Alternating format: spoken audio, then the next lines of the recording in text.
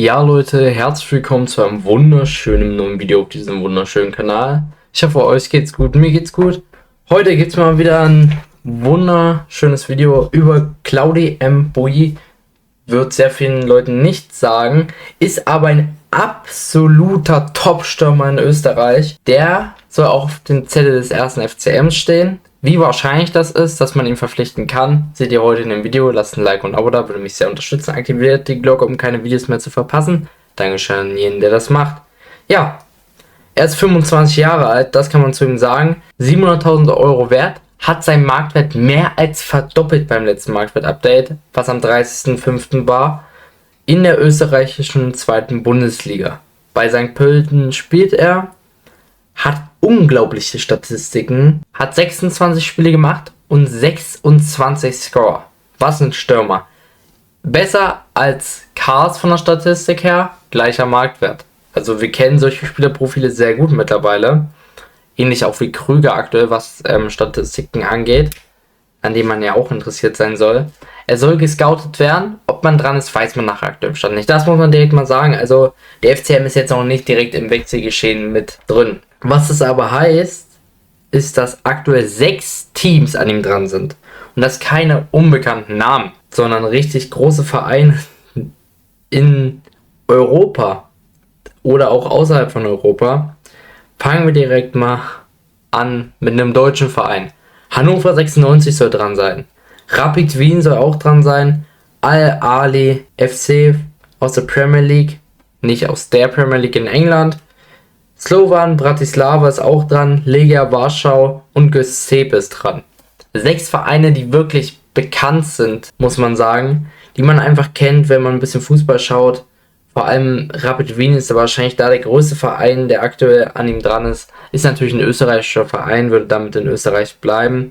Er ist Franzose und ja, auch da ist die höchste Wahrscheinlichkeit, dass er hinwechselt. Ich denke mal nicht, dass der FCM da irgendeine realistische Chance hat, ihn zu verpflichten, wenn man bis jetzt noch nicht dran ist. Muss man direkt mal sagen. Vor allem wenn Kars da ist, sehe ich da auch keine Chance für ihn. Außer man würde gefühlt Dreifachspitze spielen. Aber er ist auf jeden Fall der beste Spieler der aktuellen Saison, was die österreichische Liga angeht. War auch nie unbedingt bei einem großen Verein, muss man sagen. Hat bei Stade Laval die Ausbildung gemacht, natürlich in Frankreich. Ist dann immer ein bisschen kleinere Schritte hochgegangen. Hat es dann geschafft, irgendwann sich bei St. Pölten einzuspielen. Und spielt jetzt auf gut Deutsch seine erste gute Saison. Als Stürmer hat Vertrag da bis 26, hat noch eine Vertragsoption auf ein Jahr, also man müsste circa so wie bei Kars ähnlich 700.000 Euro bezahlen und hat halt auch, wie gesagt, einen unglaublichen Scorerwert. Ich glaube, wenn man pro 90 Minuten Minimum ein Tor schießt, ist das schon krank. Sehr, sehr gut. Im Cup ist es sogar circa pro 45 Minuten ein Tor. Also wirklich richtig gute Statistiken. Ich glaube, dass der uns in Zukunft noch mehrmals auffallen wird. Auch in einem Niveau, was dann irgendwann über uns sein wird, vor allem bei Rapid Wien. Ich kann mir sehr gut vorstellen, dass er dann direkt den Brecher macht. Also wirklich unglaublicher Stürmer, den wir da auf dem Zettel haben.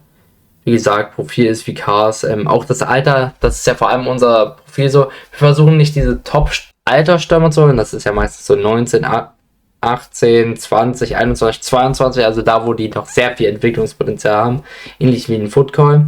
Versuchen aber auch nicht diese ganz alten Stürmer zu holen. Beispielsweise haben wir jetzt Lucas Castagnon, der mit 30, 29, 31, 32, 33 schon sehr viel Erfahrung haben, aber nicht mehr so viel Potenzial mitbringen und vielleicht auch ein bisschen satt vom Fußball sind. Wir scouten jetzt hauptsächlich diese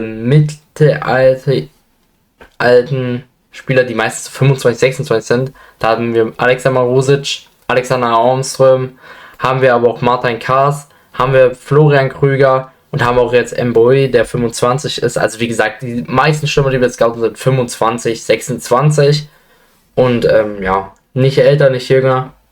Auch das ist verrückt, weil man dann ein klares Profil merkt. Man versucht natürlich damit auch ein bisschen die Ablöse runterzudrücken und vor allem da, in dem Alter, tun Stürmer meistens richtig auf. Das sehen wir jetzt auch bei Martin Kars und das werden wir auch bei Mboui sehen, da bin ich mir sehr sicher. Also ja. Ganz klar, wenn man ihn bekommen kann, würde ich ihn holen. Auch für 700.000, auch wenn er Auswechselspieler wäre. Oder Doppelspitze mit Kars könnte ich mir auch vorstellen. Oder man zieht Kars nach hinten. Also das sind ja Optionen. Aber man muss dann natürlich klar einen Stürmer abgeben. Ich denke mal aber, dass man eher dann Florian Krüger holen sollte, wenn man noch einen abgeben will. Weil es einfach grundsätzlich ein bisschen mehr Sinn ergibt, weil er nochmal ein bisschen heimatgebunden ist. Er will sicherlich noch höher spielen und auch Stamm spielen. Das wird aber bei ihm definitiv nicht der Fall sein, muss man ganz klar so sagen.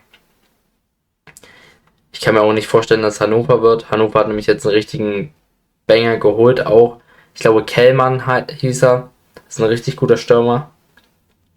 Rapid Wien wird ihn, denke ich mal, holen. Ich denke mal, dass darauf wird es hinauslaufen, weil das ist ein Top-Verein in der österreichischen Liga, der soweit ich weiß, auch nächste Saison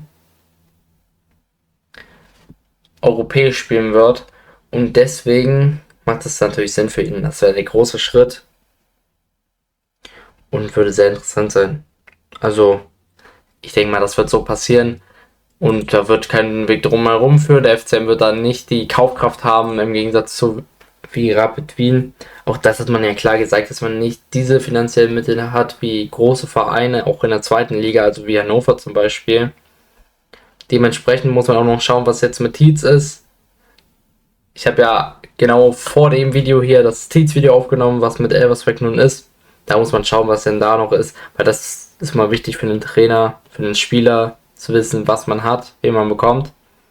Da sind natürlich die Planungen aktuell ein bisschen erschwert, das muss man auch ganz klar sagen. Ich hoffe, da kommt dann in den nächsten Tagen der Entschluss, ob Tietz bleibt oder nicht. Im Verbleib ist ja so wahrscheinlich noch nie bei dem Wechselwunsch jetzt aktuell. Also schauen wir mal, was wird. Ich hoffe immer noch auf den Verbleib von Tietz, auch wenn man natürlich dann nicht so denkt, so ja, er lebt jetzt im Verein, aber ich kann mir das bei ihm schon gut durchaus vorstellen. Er muss natürlich seinen Vertrag direkt verlängern, sonst nimmt ihn das keiner ernst. Auch darüber habe ich schon 10-mal gesprochen. Auf jeden Fall ist Claudi Mboye ein geiler Spielertyp, ein Spieler, der interessant ist, ein Spieler, der Aufmerksamkeit in den nächsten Jahren bekommen wird, denn er wird zu einem großen Verein wechseln, was auf jeden Fall europäisch gesehen angeht. Ich denke mal, Rapid Wien sein wird. Eure Meinung sehe ich da sehr gerne in den Kommentaren. Wie gesagt, ob der FCM da jetzt noch reinfunken wird, kann ich mir eigentlich nicht vorstellen, das wäre Quatsch. Aber er steht auf jeden Fall auf der Liste des FCMs und das soll auch schon vor der Saison gewesen sein. Das heißt, man hat wirklich gute Scouting-Arbeit geleistet. Auch da wieder wäre Claudi Mboye, hätte man sich früher reingefunkt, ein guter Cast-Ersatz gewesen. Vielleicht sogar der perfekte Cast-Ersatz, vielleicht sogar nochmal besser als Cast. Das weiß man natürlich nicht. Aber deswegen lasst gerne ein Like und ein Abo da. Schreibt eure Meinung so wie immer gerne in die Kommentare. Würde mich sehr interessieren. Und damit wünsche ich euch noch einen wunderschönen Tag. Dankeschön an jeden, der dieses Video zu Ende geschaut hat und bis zum nächsten Mal.